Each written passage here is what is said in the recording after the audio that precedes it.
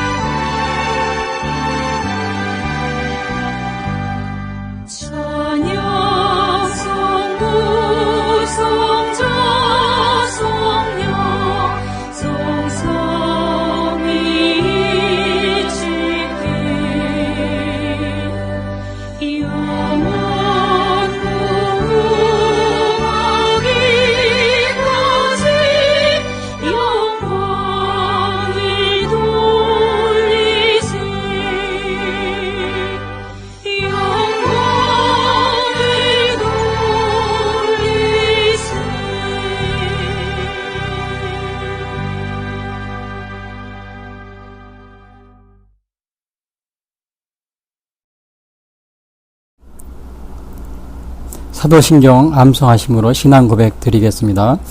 전능하사 천지를 만드신 하나님 아버지를 내가 믿사오며 그 외아들 우리 주 예수 그리스도를 믿사오니 이는 성령으로 잉태하사 동정녀 마리아에게 나시고 본디오 빌라도에게 고난을 받으사 십자가에 못 박혀 죽으시고 장사한 지 사흘 만에 죽은 자 가운데서 다시 살아나시며 하늘에 오르사 전능하신 하나님 우편에 앉아 계시다가 저리로서 산 자와 죽은 자를 심판하러 오시리라.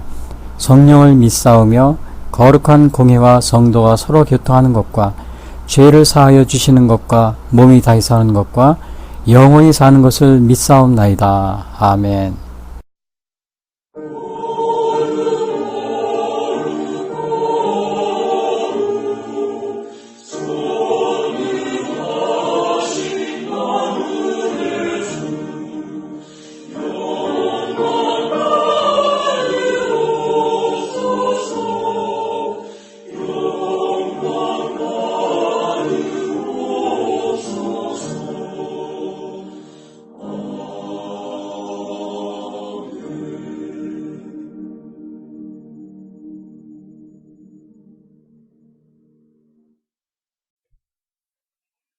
오늘 봉독할 성경 말씀은 구약성경 사사기 13장 1절부터 7절입니다. 이스라엘 자손이 다시 여호와의 목전에 악을 행하였으므로 여호와께서 그들을 40년 동안 블레셋 사람의 손에 넘겨주시니라. 소라 땅의 단 지파의 가족 중에 마노아라 이름하는 자가 있더라. 그의 아내가 임신하지 못함으로 출산하지 못하더니 여호와의 사자가 그 여인에게 나타나서 그에게 이르시되 보라 내가 본래 임신하지 못함으로 출산하지 못하였으나 이제 임신하여 아들을 낳으리니 그러므로 너는 삼가 포도주와 독주를 마시지 말며 어떤 부정한 것도 먹지 말지니라. 보라 내가 임신하여 아들을 낳으리니 그의 머리 위에 삭도를 대지 말라. 이 아이는 태에서 나음으로부터 하나님께 바쳐진 나실인이 됨이라. 그가 블레셋 사람의 손에서 이스라엘을 구원하기 시작하리라 하시니 이에 그 여인이 가서 그의 남편에게 말하여 이르되 하나님의 사람이 내게 오셨는데 그의 모습이 하나님의 사자의 용모 같아서 심히 두려움으로 어디서부터 왔는지를 내가 묻지 못하였고 그도 자기 이름을 내게 이르지 아니하였으며 그가 내게 이르기를 보라 네가 임신하여 아들을 낳으리니 이제 포도주와 독주를 마시지 말며 어떤 부정한 것도 먹지 말라. 이 아이는 태에서부터 그가 죽는 날까지 하나님께 바쳐진 나실인이 됨이라 하더이다 하니라. 아멘.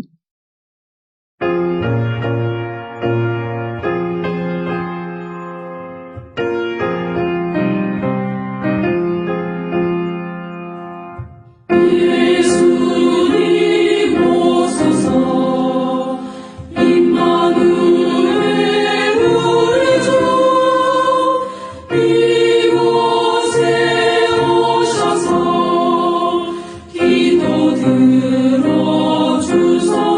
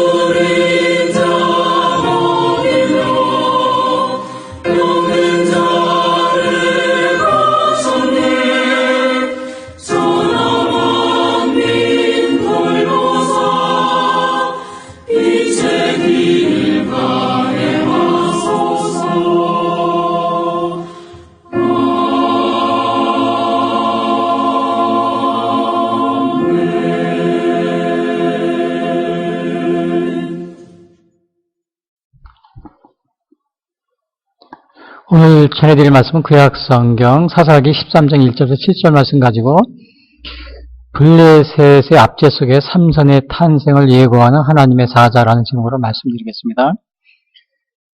자, 우선 오늘이 그 대림절, 12월 첫째 주부터 대림절 기간인데요. 지난주부터 시작이 된 건데요. 그 12월 25일이 성탄절 전까지, 그러니까 12월 1일, 8일, 15, 22는 그 대림절 기간입니다. 자, 우리 대림절 기간이고 또 연말 마지막 2019년도 마지막 달인데요. 자, 우리가 이렇게 성탄절을 이제 맞이하면서 준비하는 이 기간이 굉장히 아주 기쁘고 즐거운 기간인데 정말 우리 대한민국 상황은 그렇지 못하고 굉장히 어수선한 가운데 있습니다. 제가 지난주에도 말씀드렸지만은 정말 2016년도인가요? 7년도에 박근혜 대통령 탄핵 이후로 정말 이 강화문에서 매 주말마다 집회하고 또 매 주중에 이렇게 하는 게 굉장히 오래됐습니다. 굉장히 지금 보통 한번 모이면 10만 명, 20만 명, 50만 명, 심지어는 100만 명 이렇게 매주 모이는데 그런데 이제 불행히도 이 방송에 KBS, SBS, MBC, YTN, MBN 이런 데 하나도 나오지도 않고 있는데 지금 우리나라가 이렇게 국론이 이렇게 양분되어 있습니다. 여론 같은 경우는 언론이나 방송사에서는 그러한 일들에 전혀 보도를 하지 않고 그런데 대부분의 반 이상의 국민들은 이렇게 강화문에서 또 집회를 하고 있고 그래서 지금 어제도 이번 주 토요일도 굉장히 복잡하고 그러한 그 어려운 일이 많이 있었습니다. 굉장히 어수선합니다. 우리 대한민국에. 이런 가운데 북한의 협박, 또 공갈, 핵무기 위협 이건 계속되고 있고요. 정말 우리가 좀 마음 편하게 이 성탄절을 좀 맞이하고 좀 즐거워하고 그랬으면 좋은데 참 이렇게 분위기가 굉장히 이렇게 좀 우울한 가운데 있습니다. 그리고 엊그제도 보니까 이제 북한에서 핵무기를 포기하라 그러니까 미국을 비롯한 자유진영이 핵을 포기하지 않으니까 미국을 비롯한 자유진영이 어제 트럼프 대통령도 북한이 이제 핵무기 폐기할 걸 이렇게 강력하게 주장하고 있고요. 근데 왜냐하면은 이거 북한이 어떤 이유를 대서든지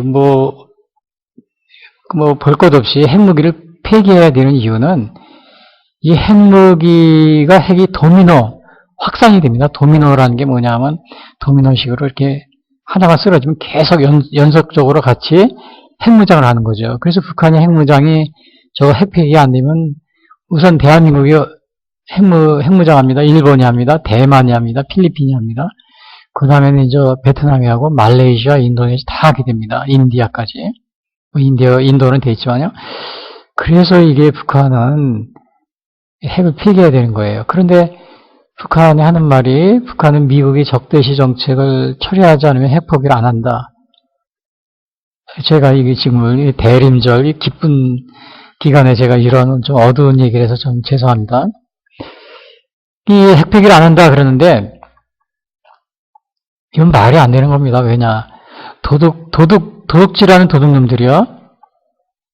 협상하자 그러니 누구하고 협상하니? 경찰들하고 협상하자 그러니 자, 나왔어요. 그러니까 도둑놈들이 경찰들한테 뭐라 그러면 당신들 경찰서를 없애라. 도둑놈을 잡는 경찰서를 없애라. 그러면 내가 도둑질을 안 하겠다. 도둑놈 잡는 경찰서, 당신들이 10개 지금 경찰서가 있는데 우선 5개를 없애라. 그럼 나는 10번 하는 도둑질을 5번만 하겠다. 지금 이렇게 말하고 있는 거하고 똑같습니다. 북한이 얘기하는 거는 미국이 주한미군 철수하라, 적대시 정책을 처리하라, 그러면 우리 핵무기를 안 해갔다. 이거는 경찰하고 도둑놈하고 협상을 하면서 경찰서를 5개를 없애라. 그러면 내가 5번 도둑질 안 하겠다. 경찰서를 다 없애라. 그러면 내가 도둑질 안 하겠다. 이거 똑같은 겁니다. 그 미국이 적대시 정책을 쓰든 안 쓰든 핵무기를 이거는 전 세계적으로 안 하고 있잖아요. 어느 나라든지 안 하고 있어요. 우리나라도 중국과 소련이 그렇게 위협을 해도 안 하잖아요. 이 북한은 이게 지금 말이 안 되는 이야기를 하고 있는 거죠. 자, 이러다 보니까 우리나라가 지금 계속 어제도 연말에 큰 일을 벌이겠다, 자꾸 그래서 혼란한 상황 속에서 또 이렇게 북한에 탈북한 사람들의 또 얘기한 정보에 의하면은, 물론 이거는 확실한 건 아니지만, 북한에서 이렇게 통일전선부라는 게 있잖아요, 북한에. 거기서 그 특수훈련된 사람들을 난파했다. 이러한 그 소문도 들리고요. 이건 확실한 건 아니에요. 근데 이게 조심해야 되는 거는, 우리 대한민국이 지금 이렇게 혼란한 상황에서, 정말 예수님이, 탄생하는 이 대림절 기간에, 어제 토요일 날도 굉장히 이게 지금 광화문에서 또 청와대 앞에서 집회하고 굉장히 혼란한데, 자, 이러한 가운데 북한이 가만히 있을 리가 없는 겁니다. 난파해서 뭔가 꿍꿍이를 꾸미겠죠. 그것은 우리가 어떻게 알 수 있냐면은, 1948년 우리 대한민국이 건국하기 전에도 북한에서 이걸 방해하기 위해서 이 한국에 있는 그 고정간첩들, 또 여기 남로당원들 이런 사람을 동원해가지고 뭘 했냐면 대구폭동, 또 제주 4.3 사건, 여순 반란 이런 걸 일으킨 겁니다. 자, 그런데 최근에 우리나라 어느 유명한 어느 철학자인지 교수, 은퇴한 어느 유명한 김모 교수 그분이 있는데요. 여순 반란 사건 이런 거는 여순 혁명이다. 또 제주 4.3 사건도 민주혁명이었다. 또 서울의 모 시장도 제주 4.3 사건은 무슨 민주혁명이다. 광주 사태처럼 민주화 혁명이었다. 이런 식으로 자꾸 얘기하고 그러는데, 자, 이거는 우리 역사를 좀 왜곡하는 그런 측면이 많이 있습니다. 제가 자주 반복해서 이러한 얘기를 하는 거는, 우리 지금 대한민국에 굉장히, 그분들은 다 알만한 분들입니다. 그냥 대도시의 시장도 하고, 또 유명한 대학에서 해외에서 박사하기도 하고, 유명한 대학에서 오랫동안 교수를 했던 분이, 그거는 왜 그분들이 주장하는 것이 정말 터무니없다는 걸 어떻게 알 수 있냐면은, 북한의 교과서를 보면 압니다. 북한의 교과서는 그런 식으로 나와 있어요. 그리고 제가 지난 시간에도 얘기했지만은, 일본의 조총련이라는 게 뭐냐면, 북한을 추종하는 민간인들이 있습니다. 일본에. 거기는 또 학교가 따로 있어요. 북한 조총련이라고, 조총련 학교. 북한을 추종하는 학교죠. 거기에서도 한국사를 배우잖아요. 그 한국사에는 그런 식으로 나옵니다. 여순 반란 사건을 민주혁명, 제주 4.3 사건을 민주화 혁명, 독재의 한건 민주화 혁명 이런 식으로 나옵니다. 그게 유식하고 그게 무슨 우리가 무슨 한국 사람들이 원래 잘못 가르쳐준 한국의 역사를 바르게 가르치는 그런 게 아니에요. 기껏 해봤자 북한의 교과에서 말하는 그러한 역사, 한국사, 또 조총련에서 말하는 한국사, 그걸 가르치고 열심히 얘기하면서 그게 새로운 무슨 것처럼 얘기하고 있는데, 정말 제가 너무 안타깝습니다. 그래서 지금 이렇게 우리가 혼란하다 보니까 북한이 이게 가만히 있을 리가 없죠. 아마 이게 과거 70년대, 80년대, 50년대 같았으면 무장공비, 아니면은 무장공비가 아니고 무슨 고정가섭들을 이용해서 폭동을 일으키거나 그랬을 거예요. 제주 4.3 사태처럼요. 1980년대까지는 그랬죠. 1980년대 5.18도 사실은 이게 대구 폭동이나 아니면 제주 4.3 사건 또 여순 반란 사건처럼, 물론 5.18 때 아주 무고하게 희생된 그런 광주분들이 나는 전라도분들이 많이 있어요. 그분들까지 우리가 폄하하면 안 되고, 억울하게 죽으신 분들은 우리가 진심으로 그분들은 존중을 해주고, 또 나중에라도 이거를 좀 사건을 더 정리해서 더 대우를 해주고 존중을 해줘야 됩니다. 그런 분들 말고, 실제로 우리가 5.18도 직간접적으로 정말 북한의 테러와 관련이 되어 있다는 이런 많은 정황 증거가 있습니다. 예를 들어서 광주도청에 2000여 발의 다이나마트가 도청 밑에 다 설치가 되어 있다든지, 여러분, 이 다이나마트 2000발이면은 그 당시에 증언에 의하면 광주 시내 한 3분의 1을 날려버릴 수 있는 위력이라고 그러더라고요. 여러분, 이런 거는 평범한 그 시민들이 못합니다. 홍콩에서 지금 민주화 운동하지만 그 민주화 한 사람들이 그 시청 밑에, 홍콩 시청 밑에다가 다이나마이트 2,000번 설치할 수 못해요. 그들이 그렇게 한 6개월 했어도 그건 아무나 하는 게 아니거든요. 특수군 중에 특수군이 합니다. 저도 군사훈련 받고 그랬지만은, 특수훈련도 받고 그랬지만은, 뭐 대한민국 사람은 다 군사훈련 받지 않습니까? 이건 못합니다. 아무나. 특수군도 물어보면 못한대요. 그 다이나마이트 설치하는 거는 특수군 중에 특수군이 한다고 그러더라고요. 그리고 뭐 방송국을 방어한다든지 아니면 또 무기고를, 전라도에 있는 무기고를 전 40개를 습격하는지, 또 24당의 차량을 기다렸다 덮쳤다든지. 근데 24당 차량 덮친 거는, 저 서울에 내려온 24당 차량 덮친 거는, 이거는 정말 제가 전에도 얘기했지만은, 매복이 아니고 잠복이라고 그랬어요. 왜냐? 앞에서는 민간인들이 막 한 1000여 명이 손을 흔들고 서 있었대요. 환영한다고. 그리고 그 뒤에서 쫙 숨어있던 사람이 나와가지고는 이렇게 몽둥이나 이런 걸 들고 나와서 24단 차량을 덮친 겁니다. 그러니까 꼼짝이 당했던 거죠. 환영해주는 줄 알고 막 24단에서 이렇게 하고 있다가 그 뒤에 덮쳤으니까요.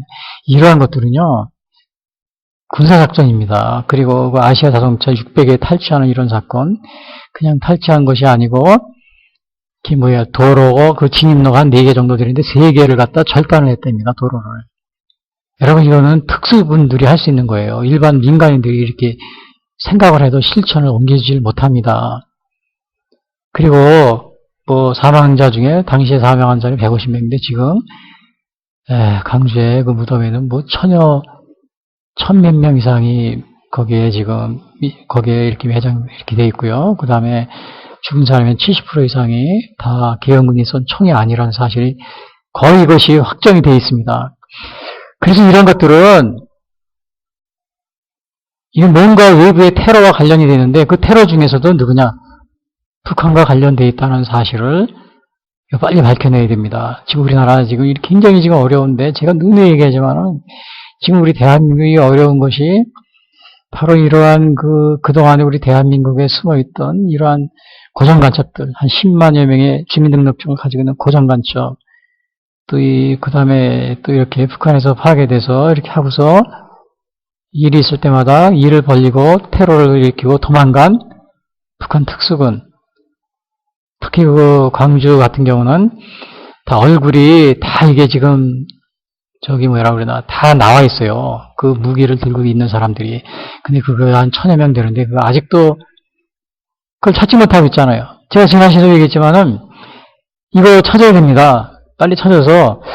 그리고 엊그제도 보니까 국회의원 중에 그 무소속의 국회의원 중에 이런 말을 하더라고요.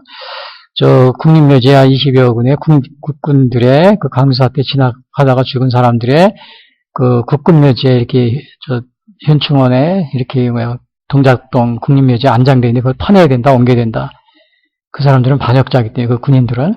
근데 그 국회의원이 모르는 게 있습니다. 국회의원들은 제가 지금 얘기한 그분이 아마 전라도 국회의원 같아요.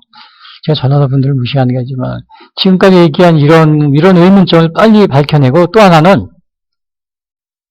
5천여 명의 유공자 명단, 민주화 유공자, 이걸 먼저 밝혀야 돼요. 근데 정체불명의 1000여 명의 이러한 사진에 나와 있는 사람들, 안면이식은요, 이런 걸 먼저 밝혀야지, 밝히지도 않고 무조건 국군들을 그 현충원에서 파내라. 국회에 자기가 신청했다. 그 안건으로 올렸다. 먼저 5천여 명의 민주화 유공자 명단을 밝혀서, 당시에 이 1000여 명의 정체불명의 사람들과 무슨 관계가 있는지, 2000여 발의 다이나마이트는 왜 그거를 설치했는지, 그리고 또 강주에서 부르는 무슨 노래 있지 않습니까? 그 노래를 작시한 사람은 왜 북한을 들락날락했는지, 당시에. 또 흰집에도 사진기자는 왜 북한이 노동당대에 가서, 북한 노동당대에 2010년도고요. 거기 앉아 있었어요. 이거 아무나 거기 가서 앞자리에 앉지 못합니다. 여러분, 이런 그 강주 그 국회의원, 그거 발의해가지고 국립묘지에서 국군들 강사한테 진압한 분들 파내가라, 옮겨라, 그 주장하기 전에 이런 걸 먼저 밝혀야 됩니다. 제가 지금 이 얘기를 자꾸 얘기하는 것은 지금 우리나라 지금 강화문의 이러한 사건, 그 다음에 이 종북 주사파 문제, 이게 다 그 5.18 여기에 민주화에 숨어있던 거기에 숨어있던 그 거짓 민주화 세력, 공산화 세력이죠. 민주화 운동가라 그러지만 공산화 운동가들이. 이런 사람들을 빨리빨리 해서 밝혀내야 이 나라가 안정이 됩니다. 그리고 김대중 대통령이 북한 가서 김정일이 만나가지고 그냥 내려왔는데 아마 이게 다 뒤에 다 의심을 받는 그러한 일이 가고 있었습니다. 그래서 오늘 우리가 이렇게 제가 강림절이죠. 대림절을 이렇게 맞이해서도 이 나라가 정말 어제 토요일로 보니까 이 광화문에서 또 청와대 앞에서 한 몇십만 명이 매주 벌써 3년째 성탄절 기념할 때도 성탄절 기념도 못하고 제가 오늘 설교할 정말 기분이 안 납니다. 그래서 제가 정말 당부드립니다. 국회에서 빨리 이러한 문제들 해결하셔서 이 나라가 빨리 안정을 찾을 수 있게 해주시고 또 이 종북 주사파 왜 북한을 추정하면서 정치를 합니까? 김정일, 김일성, 김정일 이 독재자를 추정하면서 무슨 민주화 운동을 했다고 그럽니까? 정치인들 그런 분들이 있으면 빨리 사표 내고 그만두세요. 김일성보다 독재자가 어디 있습니까? 그런데 무슨 민주화 박정희 전두환 민주화 투쟁했다고 그러면서 정치인이 돼가지고 국회에 앉아서 또 청와대에 있어서 그렇게 제가 이 말을 하는 것은 너무 답답해서 그럽니다. 우리나라가. 우리 대한민국 이제 성탄절 이제 좀 한 번이라도 좀 즐거운 마음으로 좀 광화문에서 또 이 시청 앞에서 좀 저도 추리해서 사진도 찍고 좀 그러고 싶은데 오늘도 이번에도 좀 못 갈 것 같아요. 너무 복잡해서. 그리고 매주마다 남대문 시장도 가서 추리해서 좀 사진도 찍고 좀 그러고 싶은데 크리스마스 추리 좀 못하고 있어요. 자, 오늘 12월 첫째부터 이 성탄절 대림절인데요. 제가 너무 안타까워서 이 나라 상황, 예수님 오신 이 기간에 제가 정말 너무 안타까워서 이 말을 제가 말씀드렸는데, 자, 이 대림절은 예수님이 육신을 갖고 이 땅에 오신 것을 전하는 기간입니다. 서방교회는 이때 이 4세기 때부터 이거 대림절을 지켜왔다고 그럽니다. 그리고 우리 교회에서는 보면은 이제 이렇게 4개의 촛불을 해놓고, 그러니까 이제 12월 성탄 때까지 4번째 줄을 세지 않습니까? 4주가 지나가니까 한 주 지날 때마다 촛불 하나씩 켰다고 그럽니다. 그 성탄절에는 이거 예수님의 동정로 탄생에 대한 이야기가 나오는데, 그래서 이 대림절에 제가 그 예수님의 탄생을 예고하는 그거에 대해서 좀 말씀드리기 전에 오늘 삼선에 그 예수님의 동정로에 탄생하셨다. 천사가 와서 미리 얘기해줬, 예수님의 탄생을 알려줬다. 그럼 사람들이 의심을 합니다. 세상에 그런 게 어디 있냐고. 요즘같이 21세기 과학시대에 안 믿으려고 그럽니다. 그래서 제가 오늘 생각한 것이 이 사사기 13장에 나오는 삼손의 탄생을 미리 알려주는 그 천사, 여기서 하나님의 사자예요. 하나님의 사자에 대한 이야기를 제가 말씀드리려고 하는 겁니다. 그래서 이 대림절 기간에요. 그 누가복음에도 보면은 그 1장 30절에 보면은 그 예수님의 어머니 마리아에게 가브리엘 천사가 이렇게 얘기합니다. 천사가 이르되 마리아여 무서워하지 말라. 내가 하나님께 은혜를 입었느니라. 보라 내가 잉태하여 아들을 낳으리니 그 이름을 예수라 하리라. 자, 그러니까 예수님이 앞으로 태어날 것을 이 천사가 와서 미리 알려주고 있는 겁니다, 이게. 이 얘기를, 대림절, 강림절이라고 그러죠. 대림절 기간에 얘기를 하면 사람들이 안 믿습니다. 아이, 세상에, 그런 일이 있냐고. 그거는 한낱 신화에 불과한 것이라고 이렇게 대부분이 믿고 있기 때문에 제가 오늘 삼손도 그런 식으로 이렇게, 물론 동정로 탄생은 아니지만은 미리 하나님의 사자가 와서 삼손이 태어날 걸 알려줍니다. 그래서 오늘 여기서 보면은, 삼손의 탄생에 대한 이야기를 우선 보면은, 삼손이 그러니까요, 삼손이 태어나기 전에 어떠한 일이 있었냐면은, 이걸 우선 배경을 알아야 됩니다. 삼손이 왜 태어났는지. 삼손이 태어나기 전에 이스라엘이 한 40년 동안 그 블레셋 사람의 압제를 있었어요. 블레셋 사람의 식민지, 오늘날로 말하면 일본에 우리가 식민지 36년간 있었듯이 40년 정도를 블레셋 사람. 그 블레셋은 어디냐면 이스라엘 그 서쪽에 있습니다. 그 남서쪽에. 그 바닷가 쪽에요. 그 1절에 보면 이런 말이 있어요. 이스라엘 자손이 다시 여호와의 목전에 악을 행하였으므로 여호와께서 그들을 40년 동안 블레셋 사람의 손에 넘겨주시니라. 근데 왜 블레셋 사람에 넘겨주셨냐? 이스라엘 사람들이 악을 행했어. 하나님의 목전에. 악을 행하니까 하나님이 넘겨주셨다고 그랬어요. 그러니까 하나님이 그 이스라엘을 어떻게 된 거예요? 그냥 시험을 하시는 겁니다. 너희들 주로 이제 우상을 섬기는 거예요. 주로 우상. 그걸 어떻게 알 수 있냐면 사사기 3장 7절에 보면 이런 말이 있어요. 이스라엘 자손이 여호와의 목전에 악을 행하여 자기들의 하나님 여호와를 잊어버리고 바알들과 아세라들을 섬긴지라. 그럼 이게 바알들과 아세라 우상이죠? 주로 이제 이 우상을 섬기는 거예요. 바알들과 아세라. 그러니까 블레셋 사람들한테 너희들 블레셋 사람들이 식민지가 되어버려. 그래서 결국은 블레셋 사람들한테 이게 압제를 당하는 겁니다. 우리나라 일본 식민지 시대 얼마나 고난을 많이 겪었어요. 좀 말할 수 없는 어려움을 겪었잖아요.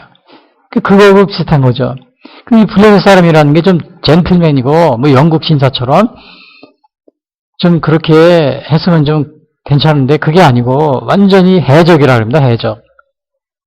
중개무역을 하면서 지중해에서 중개무역하는 해적이래요. 저 크레타 섬인가? 거기서 좀 이렇게 건너와서요. 어떤 일을 주로 했냐면 사람을 잡아가지고 애굽에다 노예로 팔고 그리고 해적 생활을 하고요. 그러니까 이런 해적들 밑에서 통치를 받으면 어떻게 돼요? 와, 이건 뭐 완전히 그냥 말할 수 없는 거죠. 예를 들어서 좀 좋은 사람을 만나면은 좀 편합니다. 여러분이 저 군대 생활할 때나 아니면은 이렇게 직장의 상사를 만날 때 위에 상사가 좋으면은 밑에 사람이 편하다고 그래요. 그 직장 생활을 편하게 잘할 수 있대요. 재밌게. 그러나 이제 좀 그렇지 못한 엄한 사람을 만나면 그렇지 않고. 그리고 이제 군대 가서도 또 그럽니다. 군대 가서도 보면은 좋은 상가를 만나면 그 밑에서 이게 지내는 게 군대 생활하는 게 좀 편합니다. 저도 훈련 받고 그럴 때 보면 아주 굉장히 그런 걸 많이 느꼈어요. 그러니까 이런 해적에다가 이 노예를 팔아다 사람을 버는 노예를 파는 이런 사람 밑에서 있게 되니까 어떻게 되겠어요? 완전히 이스라엘이 그냥 비명을 지르는 겁니다. 비명을 질러요. 제가 보니까 어제 우리나라 엊그제 며칠 전에 중국의 그 왕이 외교부장이 우리나라 왔는데 그 뉴스에 나오더라고요. 근데 와가지고 청와대에서 막 큰 소리 치고 가는 거예요. 큰 소리 치고 가는데 사람들이 죄다 그럽니다. 제 얘기가 아니고 뉴스가 아나운서나 아니면 그 논설 하는 분들이 야, 중국이 뭐 우리나라를 중국 왕이 부장이 우리나라를 중국의 속국으로 삼으려고 왔다. 뭐 옛날에 뭐 청나라 시대 우얀스카이 뭐 그런 사람처럼 큰 소리 치고 갔다. 그때 우리도 청일전쟁 그 전후로 해서 그 이모군란이라는 게 있지 않습니까? 이모군란 때 대원군이 청나란 군인이 와가지고 그때 뭐 리영장인가요? 무슨 그거 와가지고는 대원군을 만나자 그러니 만나가지고 잡아가지고 청나라를 끌고 갔어요. 그런 일이 있었습니다. 그러니까 우리나라가 완전히 와가지고 큰 소리 치면서 뭐 해라 그러고 갔거든요. 그러니까 사람들이 아나운서나 이 사설 논설위원들이 야, 우리가 5,000년 동안 중국의 속국으로 있었는데 이제 또 와가지고 또 시작했네. 마치 청나라의 위안스카이가 온 것 같으네. 청일전쟁 때요. 그 1890년 말년 조선 말에요. 막 그러는 거예요. 중국에 우리가 사실은 그 5,000년 동안 중국에 노예로 있었지 않습니까? 노예로 있었던 거예요. 이거를 해방시켜준 사람이 이승만 대통령이에요. 그 이승만 대통령이 그 감옥에 있을 때 왕을 폐위하려다가 그러다가 개학파 사람들과 같이 하다가 모방에다 걸려가지고는 이게 역적으로 몰려가지고 감옥에 한 5년 있지 않습니까? 이승만은 정말 아슬아슬하게 살아나왔어요, 5년 후에. 아슬하게 살아나왔는데, 그가 같이 모반을 했던 그 동료들이 막 죽어가면서 이승만한테 막 부탁을 하고 죽더래요. 그 중에 한 친구는 이승만한테 그러더랍니다. 이승만 친구, 자네는 꼭 우리나라 5,000년 동안 이 중국의 이 노예 사슬에서 우리나라를 그거를 끊어달라. 이 노예 생활을 끊어. 네가 끊는 그런 지도자가 되어라. 그러고서 유언을 남기고 죽었다 그럽니다. 여러분, 그것이 이승만 대통령의 그 기록에 나옵니다. 감옥에서 죽어가면서. 이승만 대통령 감옥에 있을 때 움직이지도 못하고, 나중에는 그 죽기 전에 회심해서 정말 이 성경책을 읽고 막 그러고서 성경을 읽을 수도 없었대요. 그 목에는 칼을 차고 있었지 조그만 방에서 있어가지고 그래서 손을 이렇게 간신히 해가지고 성경책을 보면서 하나님 회심하고 또 이 당시에 선교사들의 도움으로 하고 사형을 면하고 나왔다. 근데 그 당시에 5,000년 동안 중국의 노예에서 우리를 해방시켜달라. 그러면서 자기 친구가 죽어가더랍니다. 이승만 대통령한테. 그겁니다. 이승만 대통령이 5,000년의 이 노예 사슬에서 우리를 중국의 이 노예 사슬 우리를 해방시켜줬는데 이게 다시 와가지고는 청나라 청일전쟁 때 청나라 우얀스카이처럼 와가지고는 대원군을 잡아가듯이 또 와서 큰 소리 치고 갔다. 제 얘기가 아니고 사람들이 막 어떤 분들은 막 화를 내면서 막 그러더라고요. 우리나라 아나운서나 논설 하시는 분들이요. 신문 기자들이. 그러니까 이게 왜 그런 거냐? 이 중국의 통치를 받게 되고 그러면 거기에 노예 생활하는 겁니다. 노예. 이 팔레스타인, 이 블레셋이 바로 이스라엘을 이렇게 노예로 부렸어요. 노예와 같은 생활을. 왜냐? 그 사람들 자체가 이 포악하기 때문에 이 중국이라는 나라 자체가 그동안 5,000년 동안 우리에게 물론 좋은 일도 한 건 사실이에요. 그러나 대부분이 기간에 정말 이 조공을 바치면서 그러한 노예 사슬 속에서 살았던 겁니다. 지금 홍콩의 그 민주화 투쟁하는 거 보면 알 수 있잖아요. 홍콩이 일국양제, 어떻게 보면 게 연방제나 비슷한 거예요. 낮은 단계의 연방제나. 그래서 홍콩에서 지금 민주화 시위하면서 어떻게 해요? 격렬한 시위가 있잖아요. 어제도 제가 우리 KBS 남북의 창이라는 그 방송을 아침인가 이렇게 하더라고요. 근데 그 KBS 정말 그거 왜 아침에 그 북한의 김정은이 김정은 위원장님 그 아나운서들 북한 그걸 그대로 내보내는지 완전히 조폭이나 다름없지 않습니까? 그게 뉴스가 북한의 영상물이 완전히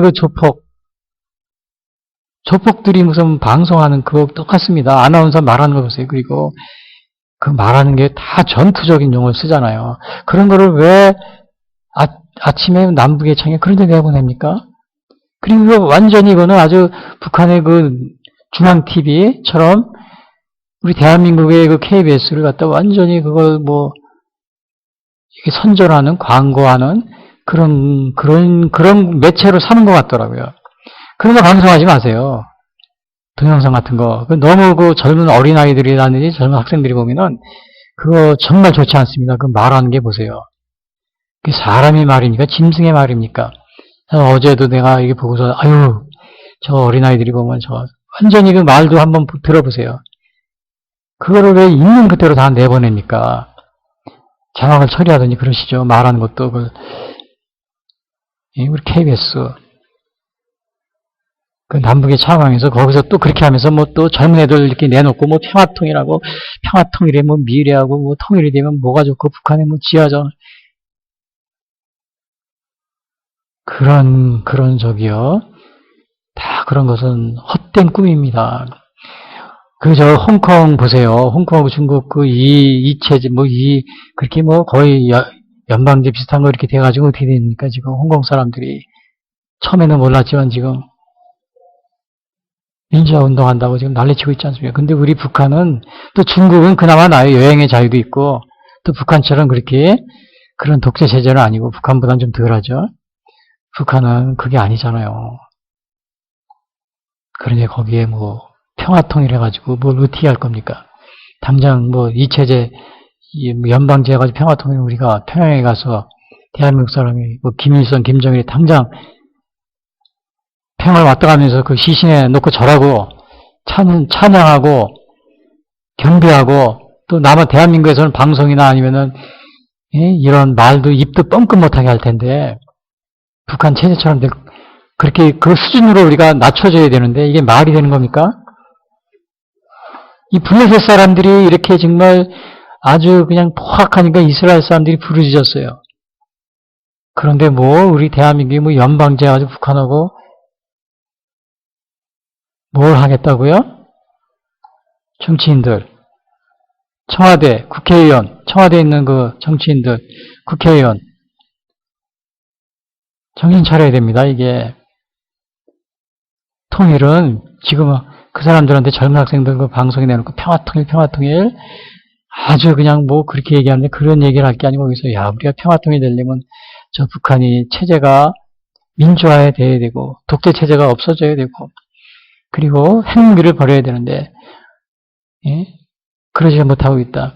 그리고 우리가 평화통일을 이루기 위해서는 우리가 이 문제를 먼저 위해서 기도하고 우리가 북한 주민들을 먼저 해방시키는 이런 것을 위해서 노력하자. 그래야 평화통일화도 문제가 없다. 이렇게 해줘야 되는데 그걸 안 하고 KBS 남북의 창 제가 그걸 보고 정말 제가 보다가 정말 TV를 껐는데요.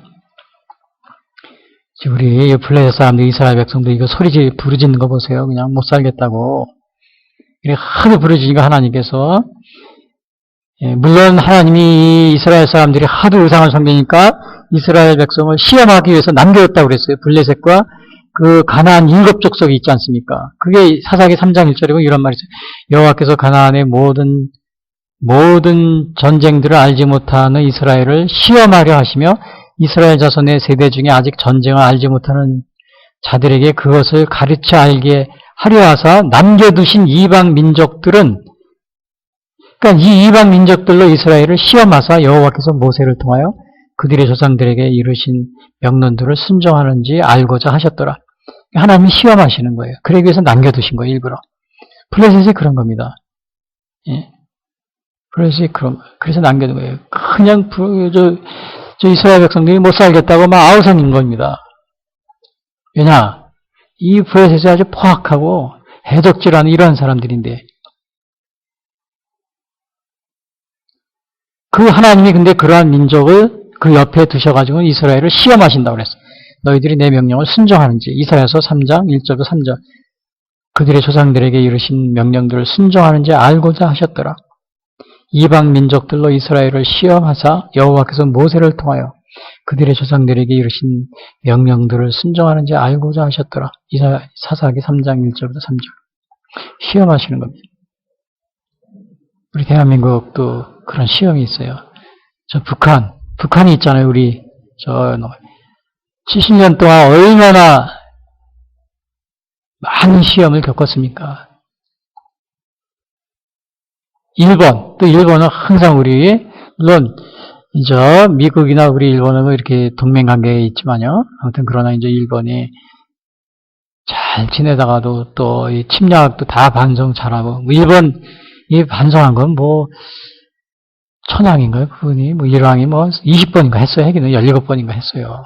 다 공식적으로. 근데 할 때마다 다 이게 무효로 돌아가고 무효가 되고 왜 그러냐? 독도 문제 때문에. 제가 전에도 얘기했죠. 이 독도 문제 때문에 완전히 그 사과한 걸 다 그냥 우리나라에서는 다 무시해버리고 일본도 마찬가지로 이 독도 문제가 불거지면요. 그러니까 이게 허전스러운 저 북한과 또 일본의 이 남의 영토를 탐내는 저 일본 그 옆에 있어가지고 우리 70년 동안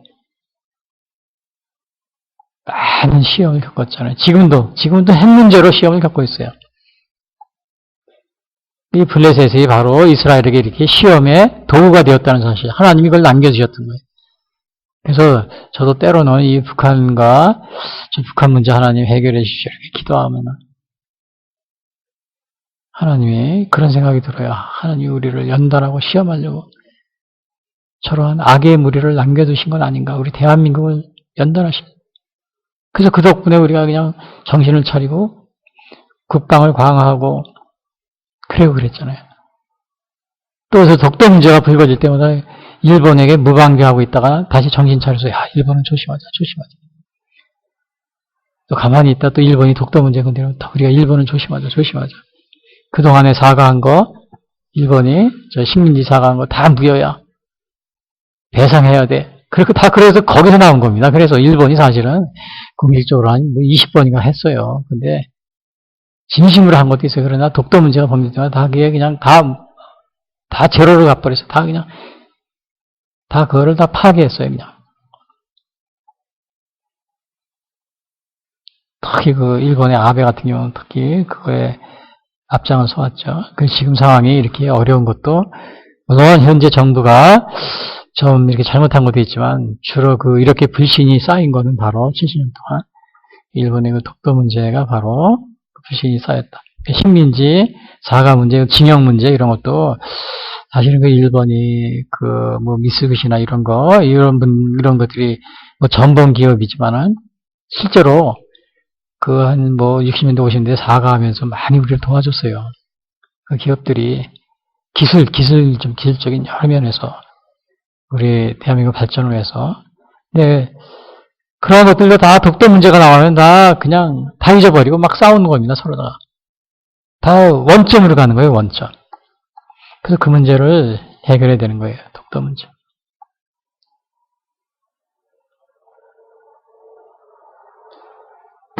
블레셋은 이렇게 해적 같은 블레셋이 아브라함 때도 있었어요. 그 아브라함이 보면 창세기 20장에 보면 21장에 보면 아브라함이 블레셋 사람의 땅에서 여러 날을 지냈더라 이런 말이 있어요. 사무엘 시대도 나와요. 사무엘상 7장에 보면 사무엘이 번제를 드릴 때 블레셋 사람이 이스라엘을 싸우려고 가까이 오면 그 당시에도 있었어요. 다윗 때 이르러가지고 완전히 격퇴가 됐습니다. 블레셋이 삼손 때 그 아브라함 때부터 있어진 이 아브라함이라는 건 언제냐? 우리나라 고조선 때예요. 단군 왕검 때입니다. 기원 2330년, 2300년. 그때 아브라함이 한 2000년, 기원 전 1800, 2000년이니까요. 그때부터 있었던 거예요. 다윗왕은 기원 전 1000년이죠. 그때쯤에 블레셋을 격퇴합니다. 사무엘하 8장에 보면은 1절에 그 후에 다윗이 블레셋 사람들을 쳐서 항복을 받고 블레셋 항복을 받고 그러니까 이게 사무엘하 8장 1절에요. 그 후에 다윗이 블레셋 사람들을 쳐서 항복을 받고 블레셋 사람들의 손에서 메독 안마를 빼앗느니라. 그때 이제 완전히 블레셋을 쳐서 항복시킨 겁니다. 자, 이것이 그러니까 이스라엘이 블레셋 사람들의 이거 압제를 받으니까 막 그냥 소리를 치는데 그 소리가 그냥 막 살려달라고 하는 게 보통이 아닙니다. 왜? 블레셋이 너무 포악했기 때문에. 그런데 이제 이럴 때 소라 지방의 단지파입니다. 이게 유대 지파에 속할 때도 있었고 단지파에 속할 때도 있어요. 소라가요. 또 소라 그러면 유명한 게 뭐야? 삼손 그 소라에서 큰 일이 있었죠.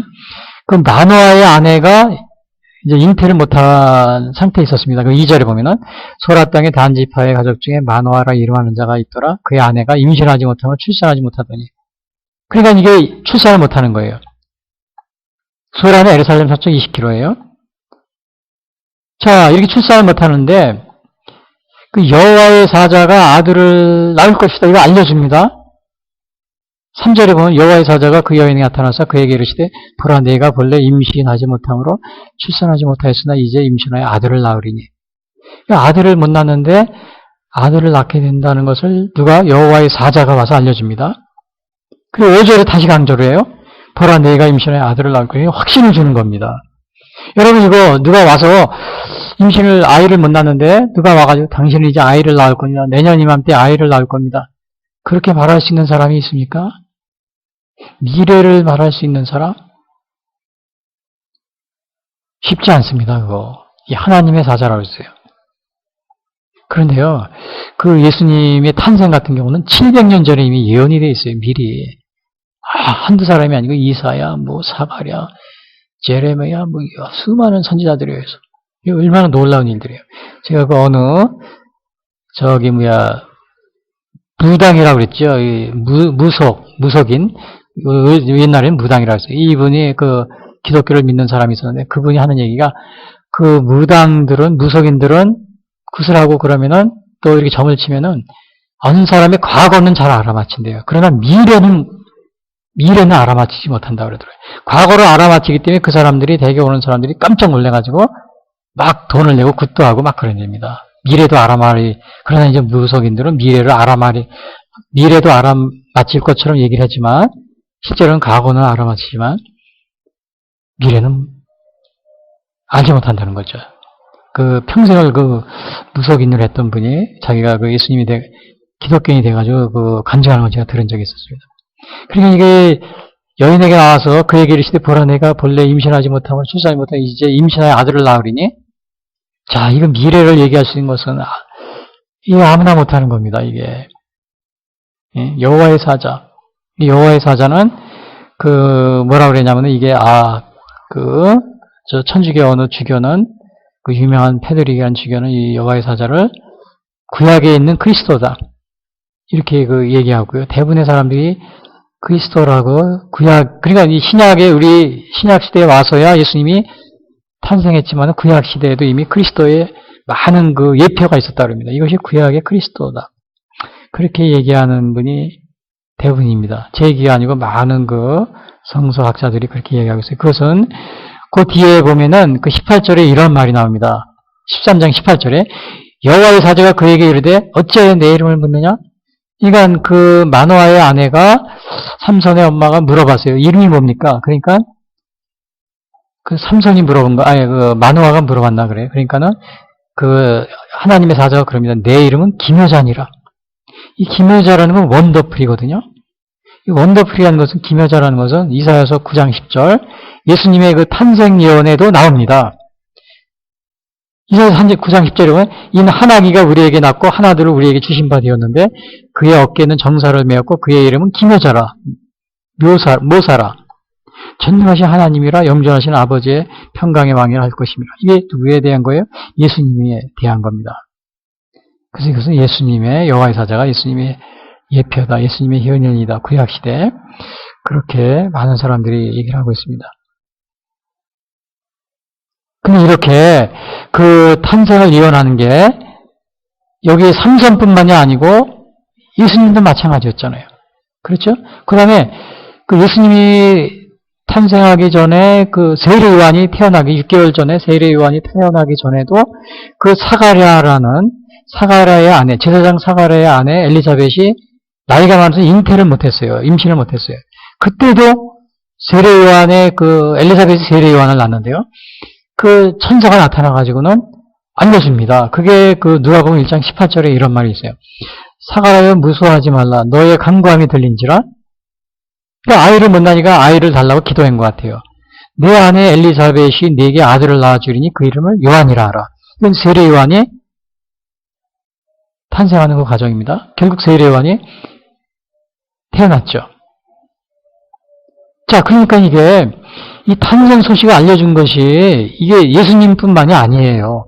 이 지금 우리 강림절 이 기간에 예수님의 그 탄생 관한 이야기를 하면서 이 삼손의 그가 또 비슷한 이야기가 이 삼손이 태어날 때도 하나님의 사자가 미리 알려줬다. 그리고 세례 요한이 태어날 때도 그 가브리엘 천사가 와서 미리 알려주고 실제로 또 태어났고요. 마리아도 마치 마리아도 그런 거잖아요. 예수님의 마리아도 그 누가복음 1장 30절에 천사가 이르되 마리아여 무서워하지 말라. 네가 하나님께 은혜를 입었느니라. 보라 네가 잉태의 아들을 낳으니 그 이름을 예수라 하라. 자, 이렇게 미래에 되어질 일들을 이렇게 말하고 있는 겁니다. 말하고 있어요. 이거 아무나 할 수 없는 거예요. 아무나 할 수 없습니다. 그런데 이것이 예수님의 탄생할 것을 예고하고 동정녀 탄생을 예고한 것이 이것이 이거 믿을 수 있어. 내가 그걸 어떻게 믿어. 그런 분이 많이 있을 거예요. 그러나 이게 이렇게 탄생을 예언한 것이 이 성경에도 많이 있다는 사실. 사라 같은 경우 아브라함의 아내 사라도 나이 많아서 아이를 낳지 못했잖아요. 낳지 못하고 있는데 하루는 아브라함이 하나님의 사자 세 분이 온 거를 또 대접을 하게 됩니다. 대접을 하는데 그 하나님의 사자가 얘기를 합니다. 사라가 아들을 낳을 것이라고 내년 이맘때쯤에. 야, 이게 정말 이 성경에 이렇게 아이가 태어날 것에 대해서 얘기하는 부분이 이렇게 많이 있어요. 창세기 18장 10절 이런 얘기를 합니다. 그들이 아브라함에게 이르되 네 안에 사라가 어디 있느냐? 사라가 당시에는 사라였어요. 대답하되 장막에 있나이다. 그가 이르시되 내년 이맘때 내가 반드시 네게로 돌아오리니 네 안에 사라에게 아들이 있으리라 하시니 사라가 그 뒤 장막문에서 들었더라. 사라가 이 얘기를 듣고 웃었습니다. 픽 웃었어요. 그러니까 속으로 이랬을 거예요. 아유 참 말도 안 되는 얘기를 다 하시네. 내 나이가 지금 몇이냐. 아마 그 여자분들 같은 생리가 있잖아요. 이게 다 끊어지고 80인가 이렇게 되었으니까요. 70이 뭐 80이 다 돼. 그러니까 이게 사라가 픽 웃었어요. 웃기는, 우리나라 오늘날로 말하면 웃기는 소리 안 해. 이제 아마 속으로 그랬겠죠. 듣지 않게. 그러니까 이 하나님의 사라가, 사라가 너 네가 왜 웃느냐? 또 그럽니다. 다 알고 계신 거죠. 사라가 웃지 않았습니다. 또 정색을 하고. 그러니까 그 하나님의 사자가 네가 웃었다. 네가 웃었느니라. 거기 창세기 18장에 나옵니다. 자, 이렇게 아이의 탄생할 것이 이 성경에 이렇게 많이 나오고 있어. 또 하나 제가 말씀드리면 엘리사 시대에도 엘리사가 그 하루는 그 수냄 여인, 그 수냄 여인이 엘리사를 대접을 잘해주는 거예요. 방도 마련해 놓고 엘리사 선지자님 피곤하시면은 지나가다가 우리 집에 들려서 쉬어서 가십시오. 그리고 따로 잠잘 곳도 이렇게 마련해 음식도 대접하고 그래요. 그러니까 엘리사가 너무 고마워서 그래 이제 이렇게 그 소원이 뭐냐 이렇게 물어봅니다. 그러니까 보니까 아이가 없어요. 그러니까 엘리사가 그 열왕기하 4장 그 16절에 보면은 이런 얘기가 있어요. 엘리사가 이르되 한 해가 지나 이때쯤에 내가 아들을 안으리라. 하니 여인이 이르되 아니로소이다. 내 주 하나님의 사람이여 당신의 계집종을 속이지 마옵소서. 여기서도 안 믿는 겁니다. 속이지 말라고. 사라도 아브라함의 아내 사라도 웃었어요. 속으로. 그게 무슨 될 일이냐. 여러분 삼손의 아내는 믿었어요. 삼손의 아내는 믿었어요. 그리고 그 사가랴의 아내 엘리사벳, 사가랴도 나이가 늙어서 처음에는 의심했지만 결국은 어떻게 했어요? 아이를 낳았잖아요. 자, 이렇게 속이지 말라고 이렇게 말할 정도라니까 그게 제정신 보통 사람들로서는 상상할 수 없는 게 그런 일인 거죠. 당연하죠. 지금도 마찬가지일 겁니다. 지금도 마찬가지예요. 그 예수님의 탄생 여러분들 이 동정녀 탄생하셨다 마리아를 통해서 의심하지 마시기 바랍니다. 이렇게 구약에 이렇게 많은 예가 있어요. 자, 그런데 출생을 그러면 왜 삼손이 출생하게 됐냐? 이것은 블레셋 사람이 너무 압제라니까 그걸 구하기 위해서 한 겁니다. 그래서 5절에 보니까 그가 블레셋 사람의 손에서 이스라엘을 구원하기 시작하리라. 문제는 여기서 구원하기 시작하리라 그랬어요. 그러니까 완전히 삼손 때 구원한 것이 끝난 게 아니에요. 완전히 구원하기 시작한 거예요. 예수님이 이 땅에 오신 게 뭐예요? 우리를 죄에서 구원하기 위해서. 마가복음 12장 2장 1절, 마태복음 12장 1절. 죄에서 아들을 낳으리니 그 이름을 예수라 하라. 이는 그가 자기 백성을 그들의 죄에서 구원할 자이심이라. 그러니까 삼손은 블레셋 사람의 손에서 이스라엘을 구하기 위해서, 예수님은 우리를 인간들을 죄에서 구원하기 위해서 오신 거예요. 근데 여기서 중요한 것은 구원하기 시작하리라. 5절. 그가 블레셋 사람에서 이스라엘을 구원하기 시작하리라. 구원했다. 이것이 아니고 구원하기 시작. 이제 시작입니다, 이게. 처음 시작하는 거예요. 삼손 때. 블레셋 사람의 압제에서. 블레셋 삼손이 있을 때 해방을 못한 겁니다, 완전히. 그거는, 이제, 그러한 것들은 우리가 언제 그런 완전히 그 해방이 되냐? 이게 다윗왕 때. 다윗왕 때 완전히 그것이 블레셋을 항복을 시킵니다. 삼손을 시작한 거예요. 자, 우리 대한민국 현재 이게 해방된 70년이 됐는데 사실 우리 대한민국도 오늘날 대한민국이 이렇게 되기까지는 이승만 대통령이 시작한 겁니다. 자유민주주의, 시장경제. 저 북한 보세요. 북한은 이 김일성이 뭘 어떻게 했습니까? 완전히 저 나라는 뭐든지 전 세계에서 그냥 꼴찌입니다. 뭐 민주화 지수 180나라 조사했거든요. 민주화 지수 180등. 무슨 뭐 또 경제 지수 180등. 자립도 180등. 뭐 아프리카 뭐 그런 나라도 못해요. 왜 이렇게 된 겁니까? 이게 지금 우리 대한민국 이승만 대통령이 기초를 잘 쌓았다는 겁니다. 그래서 이승만 대통령이 시작을 한 거예요. 그리고 박정희 대통령이 거기에 이렇게 또 우리나라를 살게끔 이렇게 해주고요. 그 다음에 뭐 김영삼, 김대중 이런 데서 민주화로 가는 이러한 길을 닦았고요. 마지막으로 완성. 언제 그럼 대한민국이 자유민주주의 이것이 완성이 되느냐? 통일하면 그게 될 것 같아요. 통일하면 우리가 완성했다고 할 것 같아요. 북한하고 뭐 연방제와 가지고 뭐 평화통일한다고요? 그거는 다시금 블레셋 사람 밑으로 들어간다는 거예요. 그거는 다시 중국의 노예가 되거나 아니면은 블레셋 사람들이 밑으로 다시 들어가는 거하고 똑같은 겁니다. 그러니까 우리 정치인들 뭐 연방제 통일한다.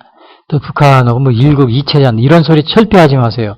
저 홍콩을 한번 보세요. 홍콩. 저 홍콩 사람들이 지금 막 난리치잖아요.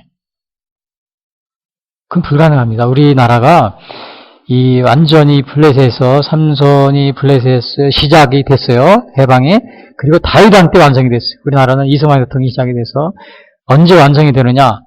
저 북한이 저 김씨 왕조 체제가 없어지고 그 다음에 핵무기를 다 제거하고 그 다음에 그러고 나서 그 자유민주주의로 통일이 되면 그때 완성이 되는 겁니다.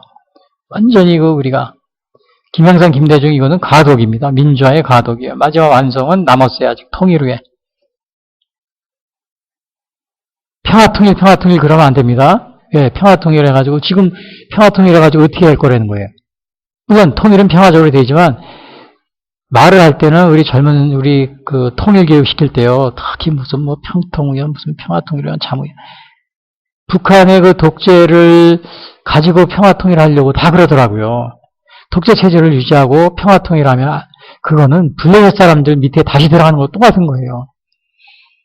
그래서 북한의 세습 독재가 해체되고 김씨 왕조가 해체되고 그리고 핵무기도 없어지고 그리고서 우리가 자유민주주의로 평화통일을 해야 된다. 이렇게 가르쳐야 돼요.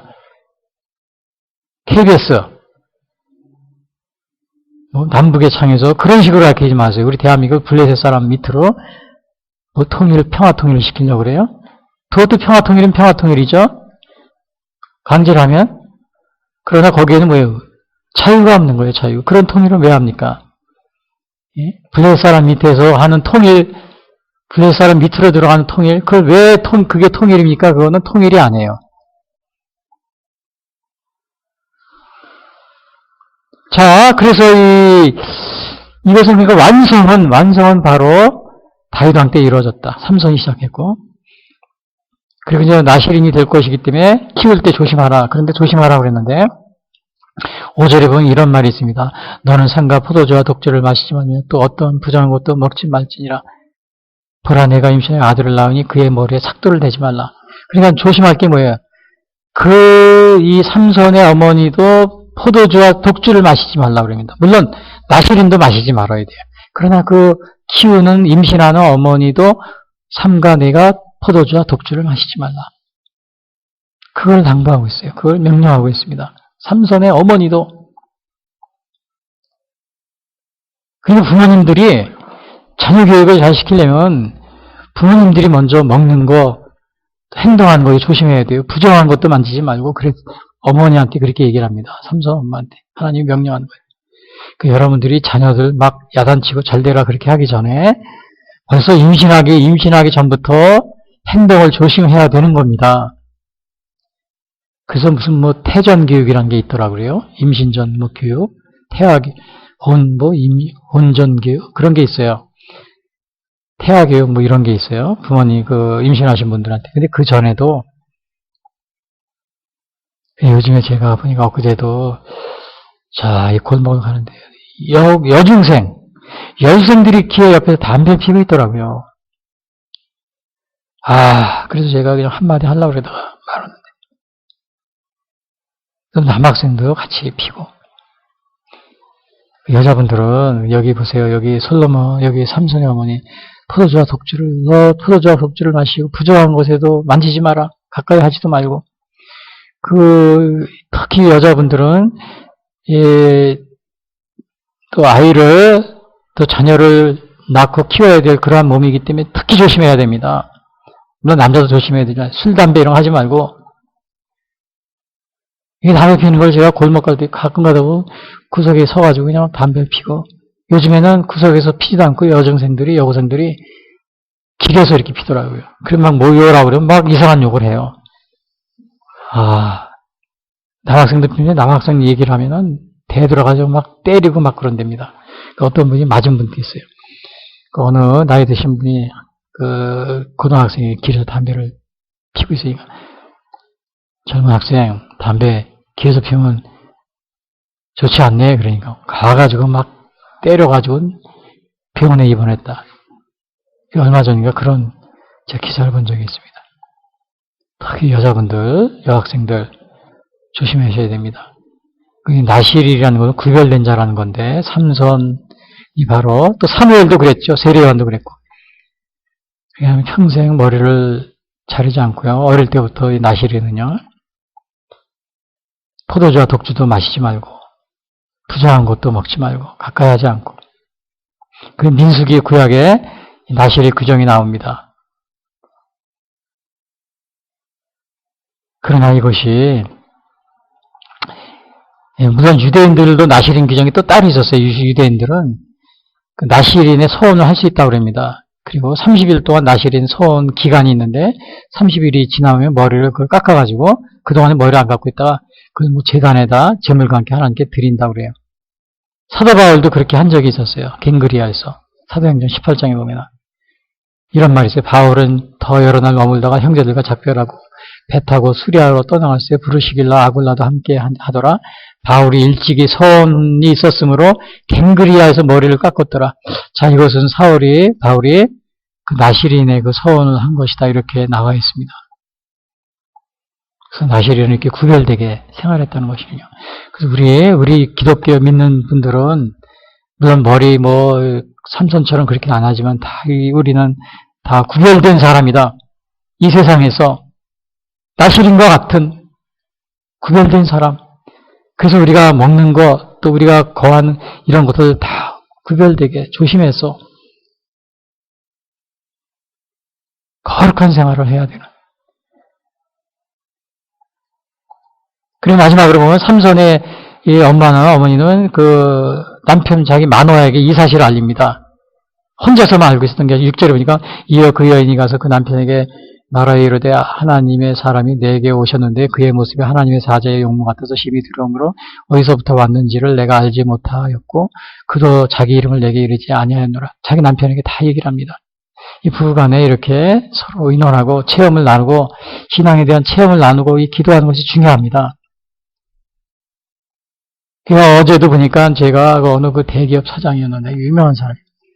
그분이 보니까 교회를 다닌다고 그러더라고요. 그런데 바람을 피워가지고 다른 또 첩을 얻은 겁니다. 근데 그 첩사에 아들이 또 자녀가 있는데 호적에도 못 올리고 뛰지 못하니까 먼저 저하고 이혼을 한다고 그런 거예요. 근데 먼저 저는 그 이혼을 허락을 안 해주고 몇 년 동안 다시 돌아올까 그러고. 근데 두 분 다 교회 다니는 사람이에요. 근데 남자분은 나중에 교회를 다니고 아주 교회 생활을 열심히 하는 것 같아요. 둘이 다 같이 교회 생활을 하는데, 물론 그 남자분이 좀 나중에 믿은 것 같더라고요. 그 여자 첩을 얻은 다음에. 좀 전에 일찍 처음부터 신앙생활을 했으면은, 여자분은 정말 참고 기다리더라고요. 몇 년 동안을. 얼마나 대견한 겁니까? 이 여자분이, 그러니까, 그래도 신앙인이라고 믿음으로. 근데 남자분이 좀 나중에 믿은 것 같더라고요. 그래서 그 신앙적인 서로 하나님에 대한 체험은 서로 나누지 못했기 때문에 결국은 지금은 서로 믿는다고 하지만 그걸 해결하지 못하고 최종적으로 이혼 신청을 하고 그랬는데 참 제가 보기엔 너무 안타까웠어요.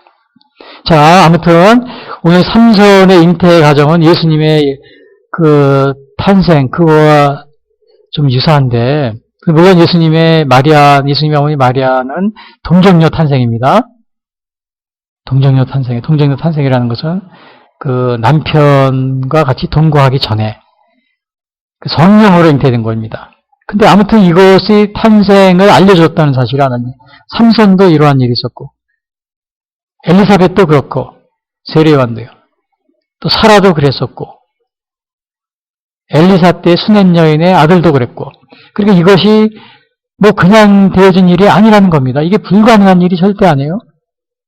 그래서 마리아도 처음에 이거 그럴 리가 없습니다. 막 의심했어요. 그러니까 하나님 뭐라 그랬냐면 누가복음 1장 37절에 대저 하나님의 모든 말씀은 능하지 못하심이 없느니라. 야, 능하지 못하심이 없다. 하나님은 이 동정녀에서 탄생하시는, 그리고 내가 아들을 낳을 것을 알려주는 거, 이게 뭐 거짓말이거나 헛된 일이 아니다. 이게 사실이다. 이거를 얘기하는 거예요. 아브라함의 아내 사례도 마찬가지였어요. 웃었어요. 그런 일이 있습니까? 그리고 하나님이 18장 14절에 그럽니다. 여호와께서 아브라함에게 이르시되 사라가 왜 웃으며 이르기를 내가 늙었거든 어떻게 아들을 낳으려 하느냐? 여호와께 능하지 못할 일이 있겠느냐? 자, 14절이요. 여호와께 18장 14절 창세기 여호와께 능하지 못할 일이 있겠느냐? 기한이 이를 때 내가 내게로 돌아오리니 사라에게 아들이 있으리라. 자, 여호와께 능하지 못할 일이 있겠느냐? 하나님 천사가 그랬죠? 하나님 사자가. 그리고 그 이 마리아도 마찬가지로 내게 아들이 있으니까 마리아가 의심을 하니까 하나님이 대저 하나님의 모든 말씀은 능하지 못하심이 없느니라. 누가복음 1장 37절. 자, 하나님께서 능하지 못하심이 없다는 겁니다. 예수님의 동정녀 탄생 의심하지 마세요, 여러분. 여러분, 예수님의 동정녀 탄생을 여러분 믿을 수 있습니까?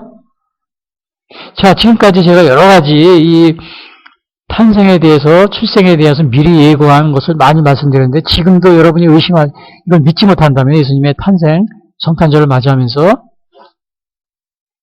여러분 이건 더 이상 의심하지 마시길 바랍니다. 하나님이 의심하는 것에 대해서 내가 이것을 믿지 못하느냐? 능하지 못함이 없느니라. 대저 하나님의 말씀은 능하지 못함이 없느니라. 이걸 확신시켜주고 있습니다. 아브라함의 사라에도 그랬고 마리아에게도 그렇고 우리 하나님은 능치 못함이 없으시기 때문에 예수님이 그 성령으로 잉태하사 동정녀 마리아에게 나시고 동정녀 탄생, 이것을 여러분이 그 사도신경에 나오는 거 의심하지 마시기 바랍니다. 그거보다도 더한 것을 우리 하나님은 얼마든지 하실 수 있는 분입니다. 자, 우리 모든 구별된 자로서 살아가고 있습니까? 제가 지금 물어보는 겁니다. 여러분, 삼손의 잉태 소식은 예수님의 잉태와 천사의 소식을 듣게 되는 것과 유사한데 이러한 하나님의 능력을 믿습니까? 여러분, 대저 하나님의 모든 말씀은 능치 못하심이 없느니라. 여러분 믿을 수밖에 이걸 믿어야 됩니다. 그 다음에 예수님의 동정녀 탄생을 여러분 믿고 있습니까? 믿을 수 있습니까, 이제?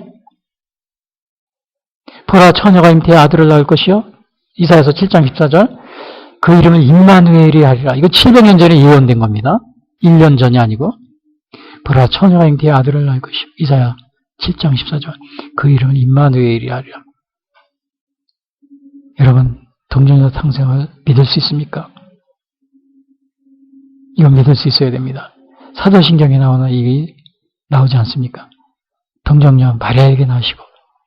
그리고 우리는 모든 구별된 자로서 살아가고 있습니까? 자, 이 나시리리엔 삼손은 그 어머니도 구별된 삶을 살았어요. 그 자녀도 사실 삼손은 나중에 허랑방탕한 생활을 했어요. 그러나 하나님은 그래도 그를 통해서 저 블레셋을 물리치고 그랬습니다. 우리 기독교인은 구별된 그런 생활을 해야 됩니다. 그래서 독주라든지 술, 또 심지어 담배도 독하지 않습니까? 담배는 성경에 안 나온다고 그러니까 펴드린다고 그랬는데 독주를 마시자 그러는데 독한 거, 이거 몸에 해로운 거, 담배도 술보다 더 해로울 겁니다. 모든 병의 근원이 담배라고 그러더라고요. 술, 담배 이런 거 조심하고 부정한 거 이런 거 먹지 말고 가까이 하지 말고 또 그 엄마도 조심해라 그랬어요. 부모도 그 만화에 그 삼손의 어머니도 너 먹는 거 조심해라. 부정한 곡 하지 마라. 특별히 우리 미혼모 여러분들, 그 다음에 결혼 앞두고 있는 이런 미혼모분들은 더 조심해야 될 줄 압니다. 자녀를 결론적으로 말씀드리면은 오늘 대강절을 맞이해서 주님이 마리아에게서 동전녀 탄생을 통하여 오셨다는 사실을 우리는 기억해야 됩니다. 그 사실을 의심하지 마시기 바랍니다. 이 삼손의 탄생을 우리를 통해서 볼 때 예수님 이거를 그러한 것은 하나님은 못하실 일이 없다는 사실, 하나님께는 대저 하나님의 말씀은 능치 못할 일이 없다는 사실, 그걸 우리가 믿어야 됩니다. 그리고 삼손의 탄생은 하나님의 사자가 미리 알려주었던 초자연적인 사건이었다. 마찬가지로 예수님의 탄생도 이 천사 가브리엘이 미리 알려준 초자연적인 탄생 사건이었다. 그리고 삼손이 구변된 삶을 살아야 했던 것처럼 우리도 이 세상에서 그 나실인, 물론 우리는 나실인은 아닐지라도 그 구별된 삶을, 거룩한 삶을 살아가는 그러한 여러분이 되시길 바라겠습니다. 기도하겠습니다.